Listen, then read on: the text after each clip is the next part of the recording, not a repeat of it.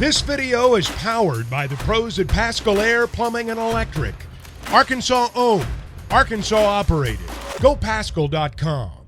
Richard, we'll start with the good news with you. Zavon Sor commits from Georgia as a five-star kid, top 30 overall out of high school. How big of a get was this for Sam Pittman and his staff?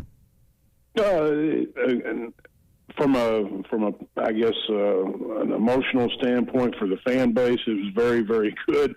How well does that translate to the field? Time will tell. Obviously, his credentials are very, very high, but the two commitments, him and Addison Nichols, obviously kind of changed the mentality of the fan base, at least on our board, and I think on Twitter too. Even had a guy DM me, said, "Well, I was wrong," because he was kind of panicking because of what was going on.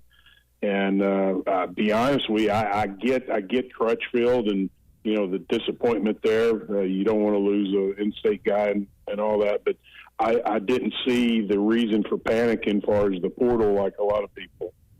So Addison Nichols didn't play a lot last year for Tennessee. Good measurables. I know they seem to be excited about him. Is he a guy that can factor in the starting rotation next year? And if so, what position do you think he ultimately plays?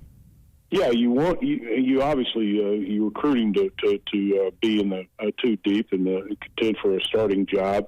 I think what I like about the three offensive linemen coming in, they still have some of them, all of them, 2-3 years of eligibility left. They're going into their basically their second, third year of college football. Their development is definitely a lot different from when they were in high school. So they should be in position, at least from a physical standpoint, being able to contribute. And I think that's huge. And I think Carmona, Fernando, I think he, if you watch his film, athletic, physical, and plays with a mean streak. A lot of people, I think, were kind of overlooking him.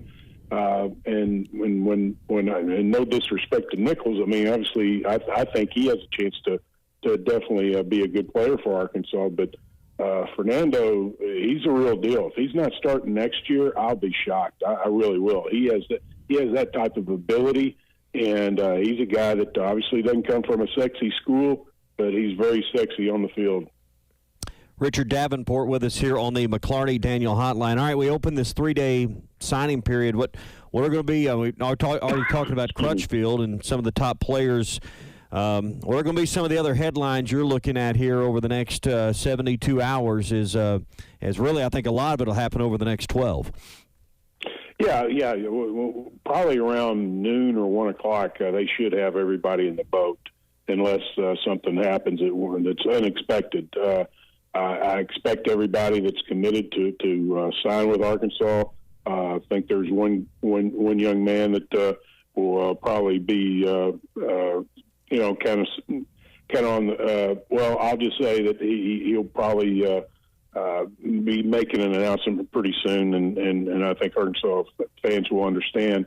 But I think it's going to probably be uneventful, which is a good thing when you have a bunch of commitments and they all sign on the dotted line, and you wrap them up, and you start gearing towards a couple other guys that they're recruiting. Bradley Bradshaw, the linebacker from Hoover, Alabama, who's down to Arkansas and Clemson. I feel good about him. And then Jamarian Barnett, 4-star running back, who Jimmy Smith, as soon as Jaden Ball announced that he was decommitting from Arkansas, the 4-star running back from Georgia, he lined up a visit for Burnett in January. So you had the potential to replace a 4-star running back with another 4-star running back, and then you have Bradley Shaw, who I think Arkansas is in good shape with. You get those two guys, that's 2 additional 4-stars in addition to what you already have today.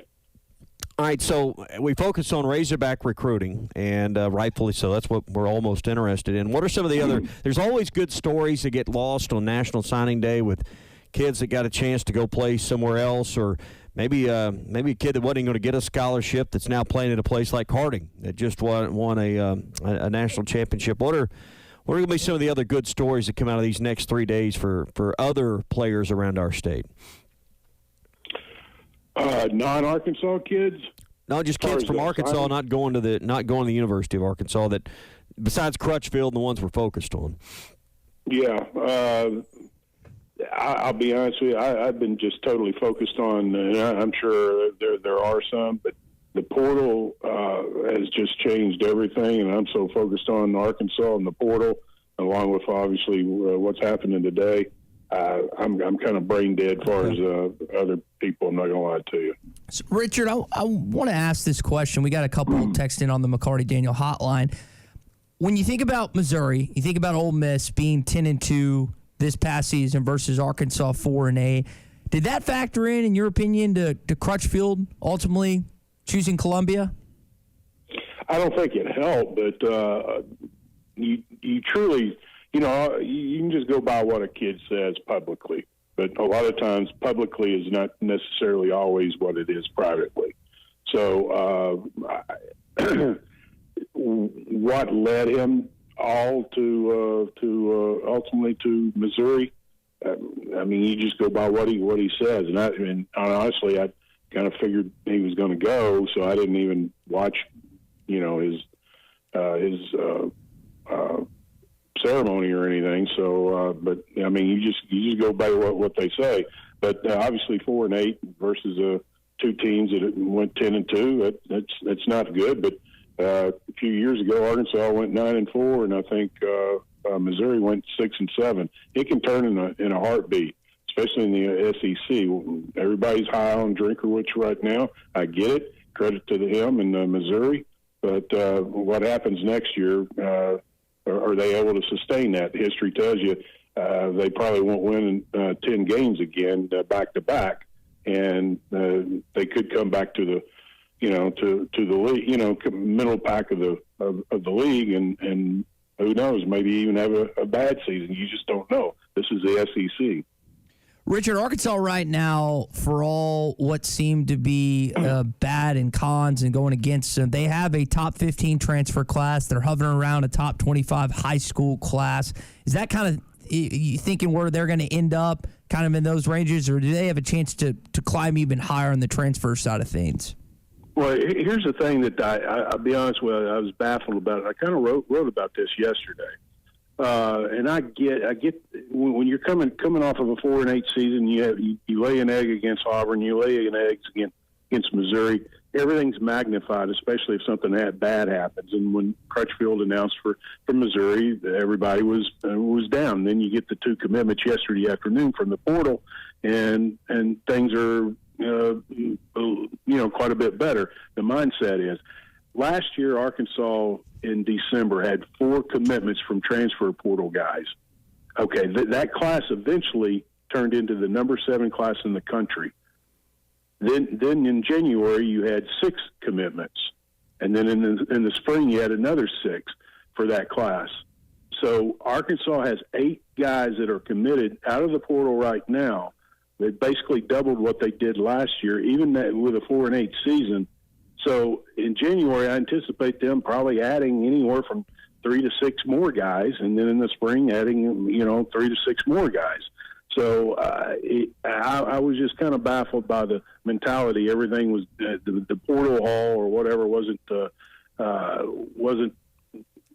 quality. I totally disagreed, because last year you had Joshua Braun and Andrew Armstrong. Andrew Armstrong was a D2 guy. A lot of people were saying Arkansas wasn't getting any SEC or Power 5 guys. Well, a lot of the FCS and non-Power 5 guys that are committing to other schools are considered some of the best in the country. It doesn't necessarily have to be a Power 5 guy that you get, and I think Arkansas has proven that. Yeah. So, Richard, I mean, I think we all agree that, it's kind of a do-or-die season next year for Sam Pittman and the future of this program. I mean, I know the dust has not all settled, and like you just went through, there's going to be more coming in January. But from what you see right now, is this enough to get it on the right track and to move forward beyond next year with Sam? You talking about the portal? I'm just talking about all of it together because, I mean, I think we agree if next season doesn't add up to enough wins, and that's probably at least 6, and I think a lot of people's minds, you got to fix that now through the portal. You might have a player or two in high school that can immediately help you like Luke Haas did until he got hurt, but is there enough from what you're seeing to add up to a season that at least gets you to a bowl next year? Well, they're definitely adding pieces to address that. Whether or not the pieces kind of correct what was happening this past season, only time will tell. But the main focus was the offensive line. They have 3 guys right now that you definitely add to the mix and should be in the 2 deep and contend for starting positions. Again, Fernando Camana, he's the guy that I'm really excited about, and I'm excited about the other 2 too, because they're coming in a little bit more physically mature and ready to go. But only time will tell, and I expect them to probably go and probably get 2 other transfer guys for the offensive line. The offensive line, let's face it, that's the reason why we're talking about what we're talking about, is because last year it was historically bad offensive line. And with a good offensive line, we're not talking about a 4-8 season. You're probably talking about 8-4 or something along those lines. So you correct the offensive line, and you're going to be competitive, and you're going to be able to win your share of games next year.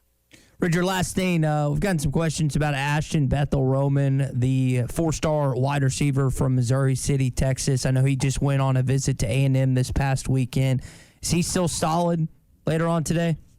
Everything, I haven't heard anything to indicate he's not. Obviously, he visited Texas A&M over the weekend, but then talking to people, I've been told he's solid. I was told there wasn't going to – Arkansas wasn't expecting any surprises today, and obviously a surprise would